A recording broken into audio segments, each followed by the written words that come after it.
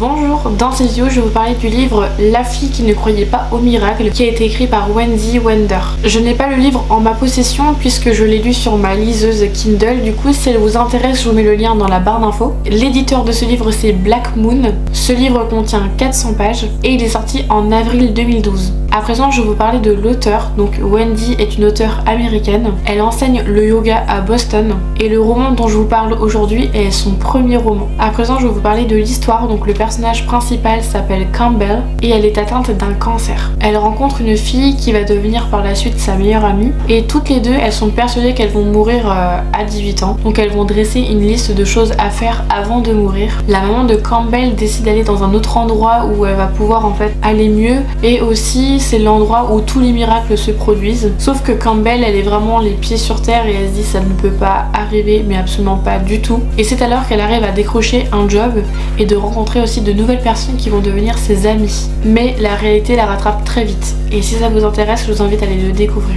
Mon avis par rapport à ce livre, eh bien au départ j'avais pas réussi à comprendre tous les personnages. Je trouvais que c'était un petit peu désordonné, un peu fouillis. Du coup j'avais un petit peu de mal à me dire tiens ça c'est telle personne, ça c'est telle personne. Donc il m'a fallu quand même un petit peu de temps pour me plonger dans l'histoire et ensuite réussir à mémoriser chaque personnage. Je trouve que ce livre nous apprend une belle leçon de vie, c'est-à-dire de profiter au jour le jour et du moment présent, parce qu'on se dit quand la maladie en fait nous tient, finalement on se dit en fait j'aurais dû profiter avant.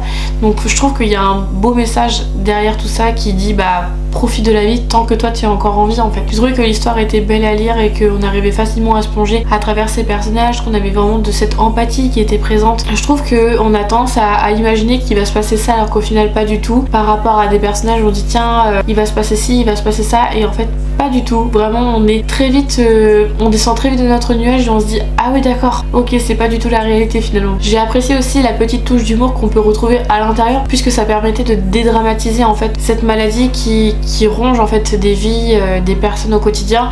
Donc cette petite touche elle permettait de rire mais à la fois aussi de comprendre ce qu'elle pouvait ressentir finalement. Donc je trouvais que c'était important de l'avoir. Je trouve que la touche d'humour elle a fait quand même comme si c'était une petite crème qu'on mettait sur le cœur pour entre autres réparer les blessures. En tout cas moi j'ai beaucoup apprécié partager ce petit moment de vie avec ces personnages qui je trouve vraiment très intéressant. Si ce livre vous intéresse, je n'ai pas le prix vraiment à côté de moi, donc du coup si ça vous intéresse je vous mettrai un lien dans la barre d'infos pour pouvoir le retrouver.